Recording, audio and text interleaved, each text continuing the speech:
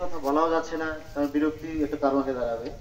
তারপরেও অনেকে জিজ্ঞেস করে যে কিভাবে মারা গেল, বার্ধক্যজনিত কারণে না রোগী।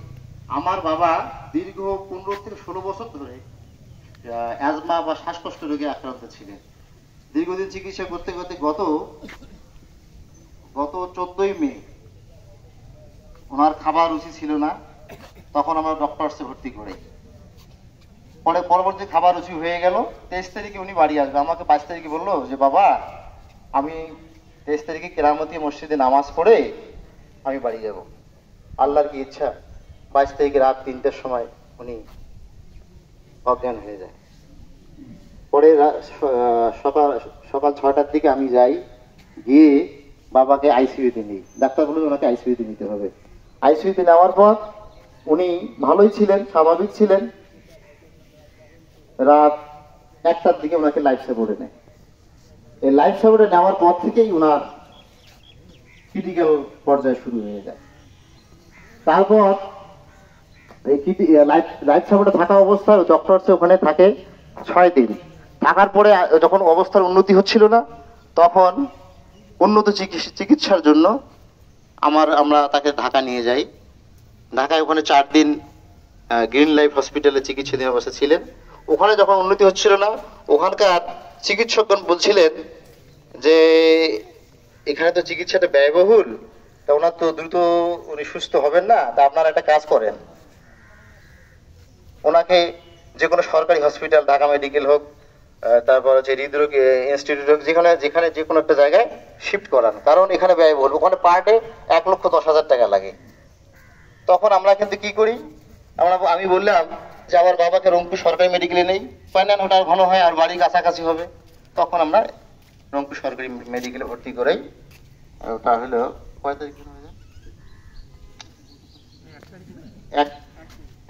তারিখে ভর্তি করাই। সেখানে চিকিৎসাধীন অবস্থায় উনি মৃত্যুবরণ করেন। আমরা যে যথাসাধ্য চেষ্টা করেছি বাবাকে সুস্থ করার জন্য, কিন্তু আসলে তার হায়াত ছিল না বিধায় উনি আজকে আর নাই। তা আমার বাবা এই এলাকায় চলার পথে আপনাদের সাথে চলাফেরায় অনেক ভুল ত্রুটি হতে পারে। এটা সাধারণ মানুষেরও কিন্তু ভুল হয়, মানুষ মাত্রই ভুল হয়। এই ভুলগুলো আপনারা ক্ষমা করে দেবেন। ইনি সবার সাথে মিশতেন, এনার মধ্যে কোনো অহংকার বোধ ছিল না। একটা বড় লোক থেকে শুরু করে একটা ভিক্ষুকের সঙ্গে উনি মেলামেশা করতেন। এই জন্য আমি চাই যে আমার বাবার জন্য আপনারা সবাই প্রাণ খুলে দোয়া করবেন, ওনাকে যেন আল্লাহ তাআলা তাকে জান্নাত নসিব করেন। এটা আমার বড় জোর অনুরোধ আপনাদের কাছে। এই বলে আমি শেষ করছি আমার সংক্ষিপ্ত বক্তব্য। ধন্যবাদ সবাইকে।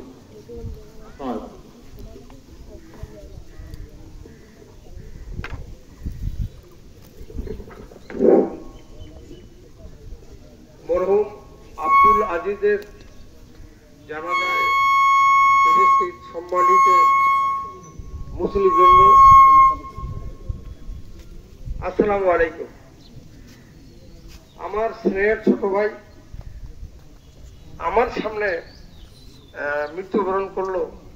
ব্যথা কিরকম হতে পারে আপনারা একটু অনুধাবন করবেন, বুঝতে পারবেন। তো যাই হোক,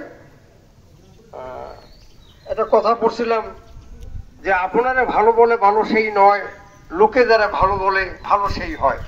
তখন এই ভালো মন্দ বিচার এ ক্ষমতা আপনাদের উপরেই।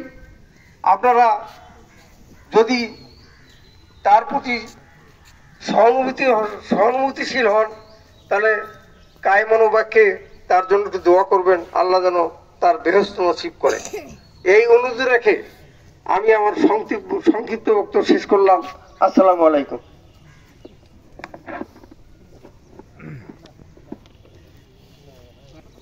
নামাজের জানাজা উপস্থিত ইমাম সাহেব, তার পরিবারবর্গ, আত্মীয় স্বজন, আমার বয়োজ্যেষ্ঠ এবং কনিষ্ঠ মুসলিম ভাইয়েরা, আসসালামু আলাইকুম ওয়া রাহমাতুল্লাহি ওয়া বারাকাতুহু।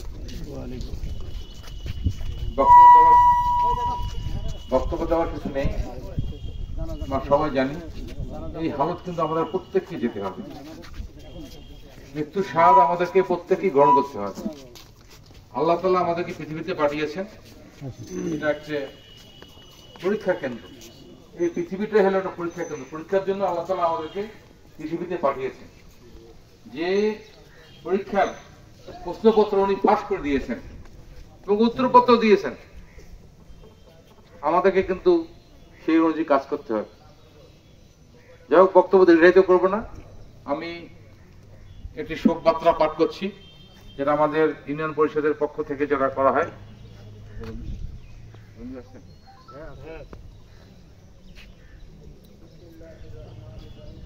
শোকবার্তা 8 নম্বর কাকিনী ইউনিয়নের 4 নম্বর ওয়ার্ডের উত্তর গোপাল্লা নিবাসী মোহাম্মদ আব্দুল আজিজ পিতা মৃত আহের উদ্দিন এর মৃত্যুতে 8 নম্বর কাকিনী ইউনিয়ন পরিষদ গভীরভাবে শোকাহত। আমি তার বিদায়ী আত্মার মাগফিরাত কামনা করছি। মোহাম্মদ তাহির তাহু, চেয়ারম্যান 8 নম্বর ইউনিয়ন পরিষদ। এটা আমি ফাইনাল চেয়ারম্যান মহোদয়কে হস্তান্তর করার জন্য বিনীতভাবে অনুরোধ করছি।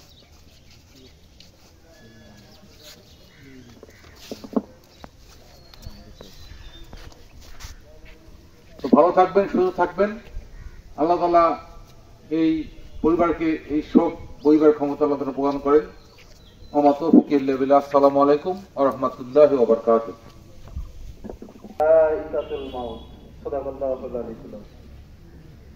আমরা প্রথমে শুকরিয়া আদায় করি